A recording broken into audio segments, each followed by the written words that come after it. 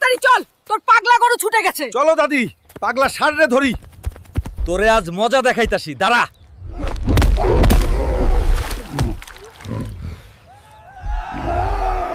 মা, এই নাও মা, পাগল ষাঁড়রে ধইরা আনছি। বাহ, তুই তো একেবারে হিরো হয়ে গেছিস।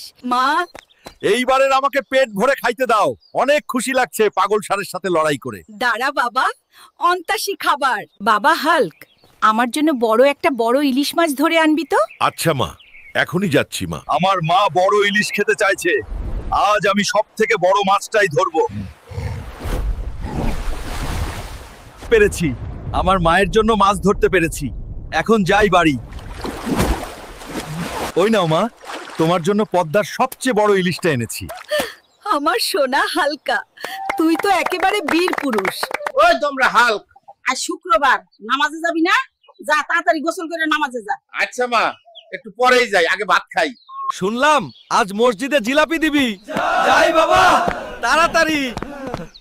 চাচা, আমারটার কি হলো? একটা দিলেই পারতা। ওরে হাল্ক, জিলাপি শেষ রে বাবা, পরের বার আগে আইস। আমার কপালটাই খারাপ, আজও জিলাপি পাইলাম না, আর এক পাংড়ে স্যান্ডেলও হারাইলাম। ওই দেমরা, সারাদিন শুধু শুয়ে থাকিস। বৃষ্টির পানিতে ঘরটা ভাইসা গেল, কিছু করবি না? আহা মা, একটু ঘুমাইতেছিলাম, দেখতাছি, দাঁড়াও। ওই দেমরা, ঘরটা শেষ করে দিলি? মা, আমি ঠিক করে দেব।